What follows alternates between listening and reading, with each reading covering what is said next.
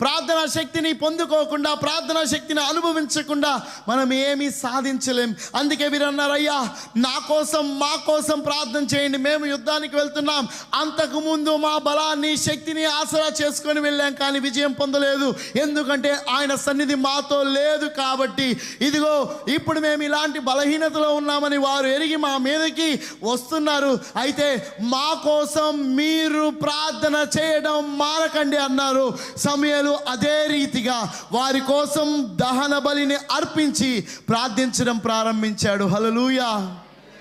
ప్రార్థన విన్నపాలు మనకి వినపడినప్పుడు వాటి కోసం ప్రార్థించడం ఎంతో అవసరం.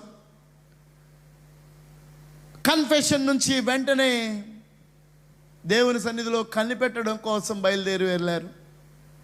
9వ వచనం, సమూయేలు పాలు విడవని ఒక గొర్రె పిల్లను తెచ్చి యెహోవాకు సర్వాంగ బలి అర్పించి ఇశ్రాయేలు పక్షమున యెహోవాను ప్రార్థన చేయగా యెహోవా అతని ప్రార్థన అంగీకరించెను. సమూయేలు చేసిన ప్రార్థనని దేవుడు అంగీకరించాడు.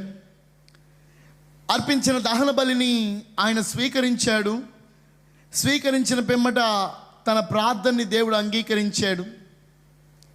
మన కోసం విజ్ఞాపన చేసే వ్యక్తులు మన జీవితంలో ఉండడం ఎంతో ప్రాముఖ్యం. వాళ్ళదేముందండి, వస్తారు, కనపడతారు, కనీసం ఇంగ్లీష్ రాదు, లేకపోతే తెలుగులో కూడా రాయలేరు, ఇలాంటి భావనలు మనలో చాలామందికి ఉండొచ్చు. కానీ వారికి తెలిసిన సాధనం లేకపోతే ఆయుధం ప్రార్థన అన్న విషయాన్ని మనం మర్చిపోతాం కొన్నిసార్లు. దేవుడు సంఘంలో ఒక్కొక్కరికి ఒక్కొక్క తలాంతు ఇచ్చినప్పుడు ఆ తలాంతుల్లో ఏది గొప్పగా కానీ ఏది తక్కువగా చూడడానికి అవకాశం లేదు.